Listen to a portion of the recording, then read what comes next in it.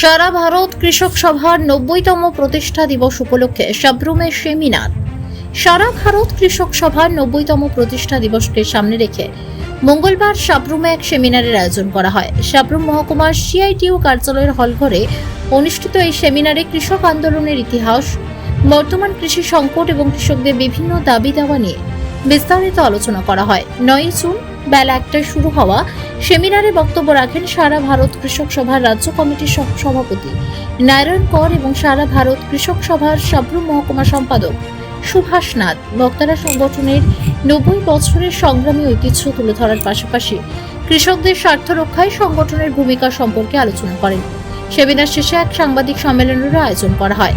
সাংবাদিক সম্মেলনে উপস্থিত ছিলেন সারা ভারত কৃষক সভা ত্রিপুরা রাজ্য কমিটির সহ সভাপতি নারায়ণ কর, দক্ষিণ জেলা কমিটির সভাপতি মিহির পাটারি এবং সম্পাদক বাবুল দেবনাথ। নেতৃবৃন্দ কৃষকদের বিভিন্ন সমস্যা, ন্যায্য ফসলের মূল্য, কৃষি উপকরণের মূল্য বৃদ্ধি এবং কৃষকদের স্বার্থ সংশ্লিষ্ট বিষয়টি নিয়ে তাদের মতামত তুলে ধরেন। পাশাপাশি সংগঠনের ৯০তম প্রতিষ্ঠা দিবস উপলক্ষে গৃহীত বিভিন্ন কর্মসূচির বিষয়েও সাংবাদিকদের অবহিত করেন।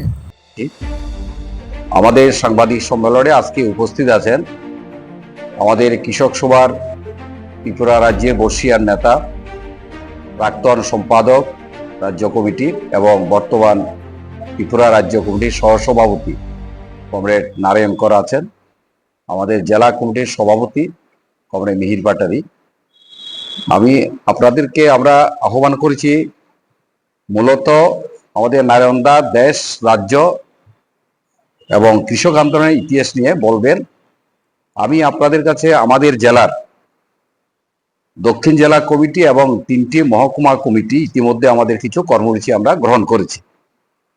প্রথমত হলো কৃষক সভার ৯০তম তার প্রতিষ্ঠাবার্ষিকী উপলক্ষে কিছুক্ষণ আগে সাব্রুমে হয়েছে একটা সেমিনার হয়েছে।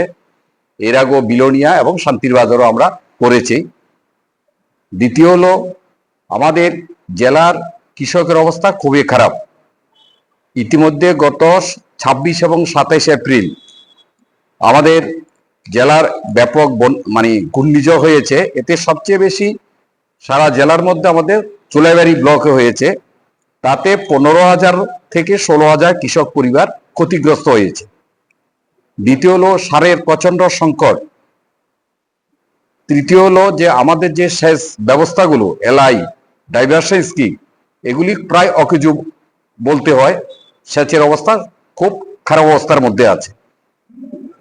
পঞ্চমত বিষয় হলো কৃষকদের তার ন্যায্য কোনো ধান থেকে শুরু করে পান, রাবার সেখানের মধ্যে ন্যায্য দাম পাচ্ছে না। এফসিআই গত বছর বিশেষ করে আমনখন্দে ৫,০০০ মেট্রিক টন দক্ষিণ জেলার মধ্যে তারা এফসিআই ধান ক্রয় করবে বলেছিলেন, কিন্তু তারা ৫,০০০ মেট্রিক টন ধান ক্রয় করেনি। সব কৃষকের কাছ থেকে কৃষকরা ধান দিতে পারেনি। মধ্যস্বত্ব একটা ভোগী তারা কিছুটা ধান সেখানের মধ্যে দিয়েছে।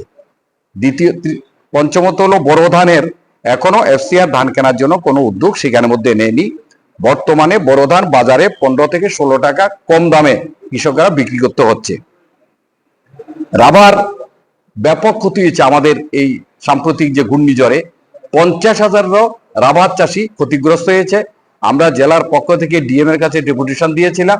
ডিএম বা ডিজাস্টার ম্যানেজমেন্ট বলেছে যে রাবারের কোনো সেখানের মধ্যে সাহায্য নেই। অর্থাৎ কত রাবার ক্ষতি হয়েছে সরকারের পক্ষ থেকে কোনো নিরূপণ করা বা কত কৃষক ক্ষতি হয়েছে তার কোনো দায় দায়িত্ব সরকারের সেখানের মধ্যে